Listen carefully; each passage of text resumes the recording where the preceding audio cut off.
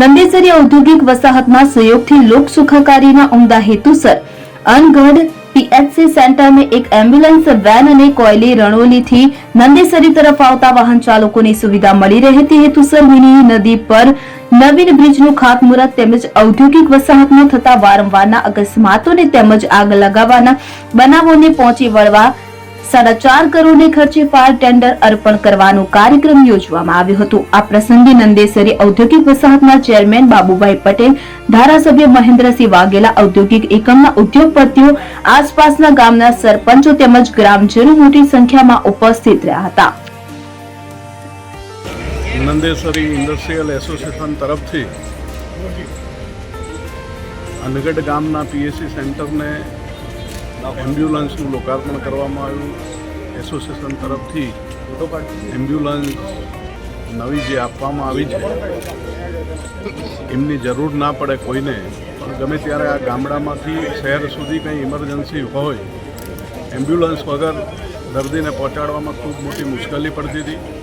એ મુશ્કેલીની અંદર એસોસિએશનને રજૂઆત અમારા સરપંચ રાજુભાઈ અને મેં કરેલી, અને બાબુ કાકાએ તરત જ વિના વિલંબે એક જ વાત ઉપરથી કહી દીધું કે ભાઈ આ તો લોક ઉપયોગી કામ છે, હું અમારા એસોસિએશન તરફથી અમે ગાડીની ફાળવણી કરશું।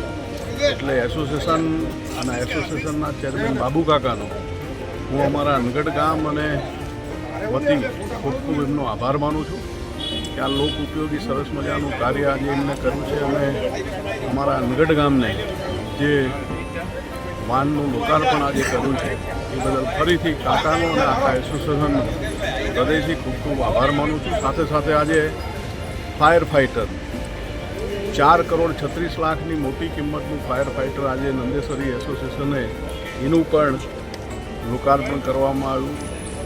આ નંદેસરી ખાતે નાની મોટી ઇન્ડસ્ટ્રી ઘણી બધી આવેલી હોય અને ક્યારેય પણ કોઈ પણ આગની અંદર કોઈને નુકસાન ના થાય અને આગ જલ્દી કંટ્રોલમાં આવી જાય, એટલે લેટેસ્ટ ટેકનોલોજીની 4.36 કરોડનું ફાયર ફાઇટર પણ આજે એસોસિએશને નંદેસરીના ઇન્ડસ્ટ્રીઝ માટે જે ખરીદી કરી છે, અને લોક ઉપયોગી જ્યાં પણ જરૂર પડે જીઆઈડીસીની અંદર અથવા તો આજુબાજુમાં ક્યાંય આગ લાગે નહીં, પણ લાગે તો પૂરતી વ્યવસ્થા આજે નંદેસરી એસોસિએશન પાસે છે। એટલે ખરેખર ત્રીજું કામ નંદેસરીની અંદર આવવા જવા માટે મિની નદીનો બ્રિજ ઘણા વર્ષથી જૂનો હતો, જર્જરિત હતો, એને ભારે વ્હીકલ માટે બંધ કર્યો હતો।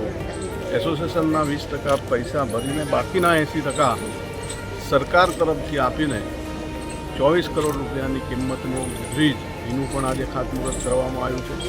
અને રેલવે ટ્રેક ઉપર પણ બ્રિજ બનાવવા માટેની એસોસિએશનની જે રજૂઆત હતી માનનીય મંત્રી શ્રી રેલવે પણ સ્વીકારી લીધી છે, એટલે ટૂંક સમયમાં એનું પણ ખાતમુહૂર્ત કરવામાં આવશે।